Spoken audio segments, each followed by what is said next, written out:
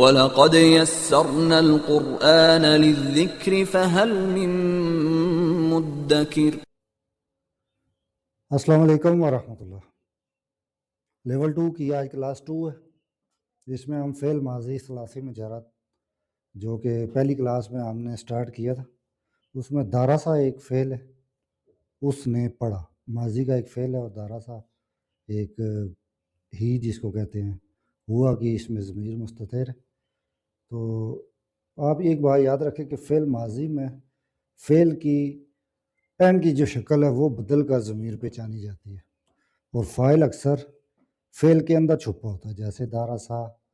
اب یہاں پہ الگ سے اگر فاعل آتا ہے تو پھر تو ٹھیک ہے، لیکن جملے میں الگ سے فاعل نہیں ہوگا تو وہ اس ورب کے اندر ہی چھپا ہوگا۔ اس کو عربی میں مستتر کہتے ہیں اور انگلش میں ہڈن کہتے ہیں۔ تو آئیے پھر میں نے اس کے لیے ایک چارٹ تیار کیا ہے جو 14 ضمائر کے ساتھ ایک مکمل چارٹ ہے۔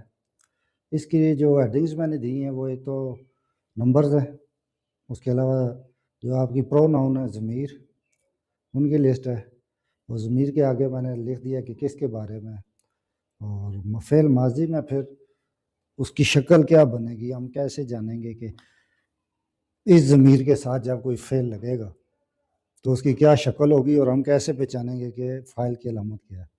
تو اس میں ہم یہ بتائیں گے کہ فاعل کون ہے اور اس کی علامت فاعل کی کیا ہے۔ تو آئیے سٹارٹ کرتے ہیں۔ سب سے پہلے ہے ہوا، انگلش میں کہتے ہیں ہی، اردو میں وہ ایک مرد یا ایک لڑکا۔ اب ماضی میں جب آپ دارسا گردان سٹارٹ کرتے ہیں تو ہوا سے سٹارٹ کرتے ہوئے جو اس کی شکل بنتی ہے وہ ہے یہ دال پہ زبر، یہ ہمارا فا کلمہ ہے فعل کا، جیسے بتایا تھا پہلی کلاس میں، پوری تفصیل سے بتا دیا کہ فا عین لام 3 ریڈیکلز ہیں، انہی سے ہم ان کو پہچانیں گے ثلاثی مجرد کو۔ تو فا کلمہ پہ زبر، را کلمہ پہ زبر، سین کلمہ پہ زبر، تینوں پہ فتح، تینوں پہ زبر لگانے سے بنا دارسا۔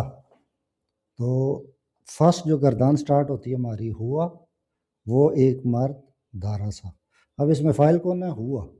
دیکھو یہاں پہ ہم اسمیہ جملے کی طرح ہوا دارسا نہیں کہتے۔ عربی میں فعل یا جملہ جب فعل سے سٹارٹ ہو تو دارسا اس نے پڑھا۔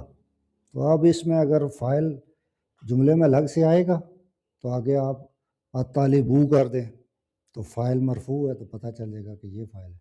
اگر الگ سے نہیں آئے گا تو پھر اس کے اندر چھپا ہوا ہے، ڈن ہے، مستتر ہے، کون؟ ہوا۔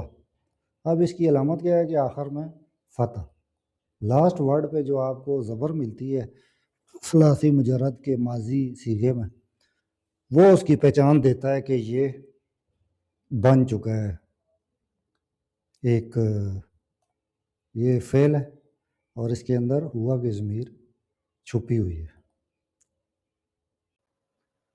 اگر آپ بھی اس طریقے سے بیسک ٹو ایڈوانس عربی سیکھنا چاہتے ہیں تو میں آپ کے لیے اپنے یوٹیوب چینل عبدالجبار ایڈوکیٹ پہ ایک بیسک ٹو ایڈوانس عربی کا کورس اپلوڈ کر رہا ہوں، جس میں الفابیٹ سے لے کے پارٹس آف سپیچ کی detail, basic to advance Arabic اور قرآن مجید کا کمپلیٹ گرامیٹیکل انالیسس انشاءاللہ اپلوڈ ہوگا۔ تو اس میں اگر آپ عربی بولنا سیکھنا چاہتے ہیں عربی ملکوں میں جا کے، اور اس کے ساتھ بائی لنگول سپورٹ ہے، ہر چیز اردو اور انگلش میں بھی بتائی جا رہی ہے، لائف ٹائم کی مینٹورشپ ہے، جب تک آپ انشاءاللہ ماہر نہیں ہو جاتے میں آپ کے ساتھ ہوں۔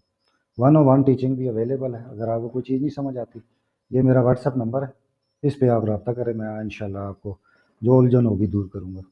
تو اس کو آپ اپنے فرینڈ اینڈ فیملی کے ساتھ شیئر کریں اور اپنے بچوں کو بھی یہ کورس دکھائیں تاکہ ہم سب مل کے بیسک ٹو ایڈوانس عربی سیکھیں اور قرآن و حدیث کو خود سمجھ کے پڑھیں۔ جزاک اللہ۔